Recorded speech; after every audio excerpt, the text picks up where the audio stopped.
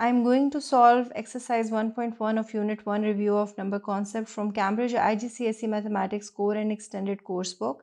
Question number 1, a set is given and we are going to list the numbers. Part A is natural number. So what is a natural number? Any whole number from 1 to infinity is called a natural number. 0 is not included. Natural numbers are also called as counting numbers. So from this set, 3, 4, 6, 11, 16, 19 and 25 are the natural numbers. Part B, even numbers. All those numbers that are exactly divisible by 2, they are called as even numbers. From this set, 4, 6 and 16 are the even numbers. Part C, odd numbers. All those numbers that are not divisible by 2, they are called as odd numbers. So from this set, 3, 11, 19 and 25 are the odd numbers. Part D, integers.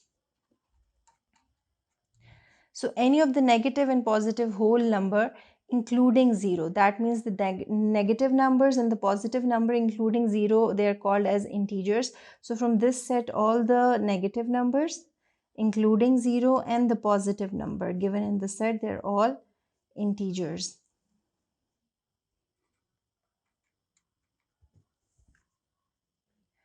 All right. Part E is negative numbers. So the negative numbers in this set are -4 and -1.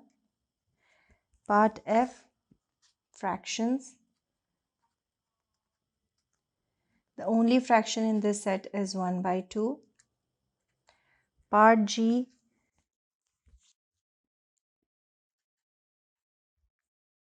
square numbers. So the product obtained when an integer is multiplied by itself, it's called a square number. A square number in this set are 4,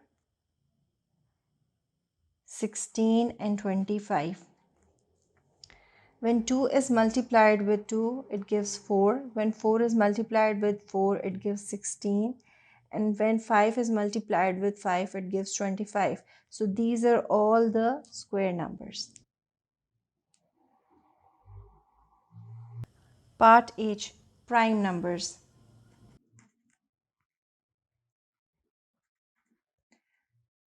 So whole numbers greater than 1 which has only 2 factors, the number itself and 1, they are called as prime numbers. So the prime number in this set are 3, 11 and 19.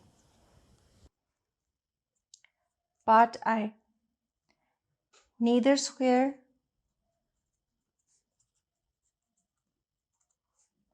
nor prime.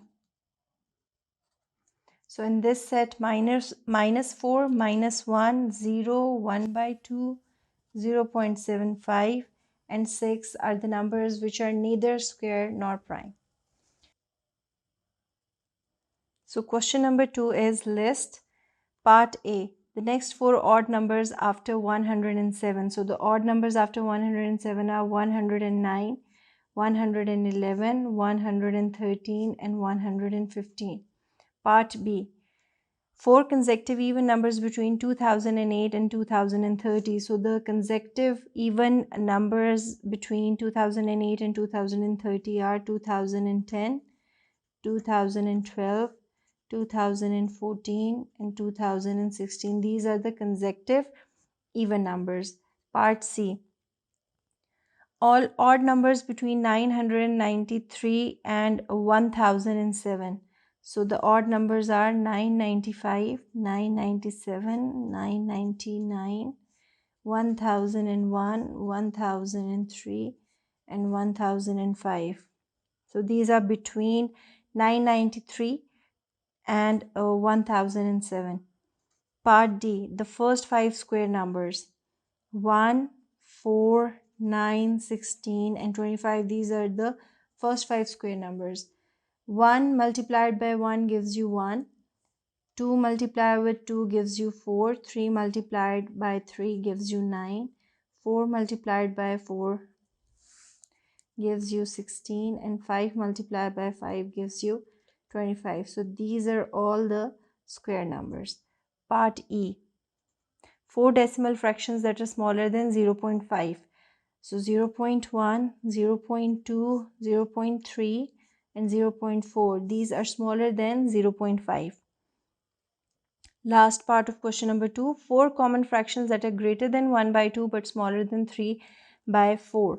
So first we have to find the equivalent fraction. That's how we will know that what are the common fractions that are greater than 1 by 2 but smaller than 3 by 4. I am going to prove this, but the answer of this question is 3 by 2 by 3, 3 by 5, 5 by 8 and 4 by 7.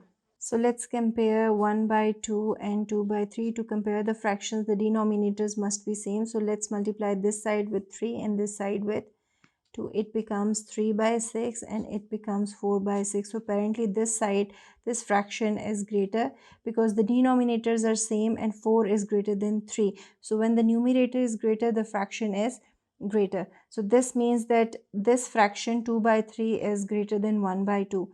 Now let's compare 1 by 2 and 3 by 5. So the denominators must be same.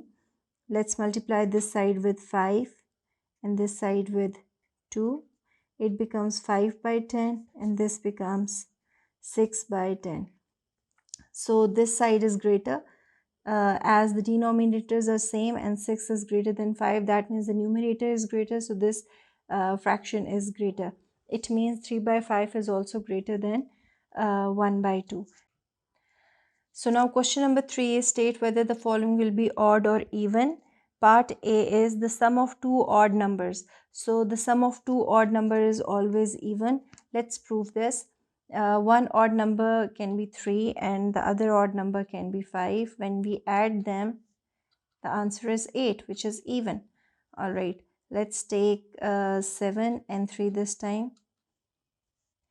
And the answer is 10, which is also even number. So that means when we add the two odd numbers, the answer is always even.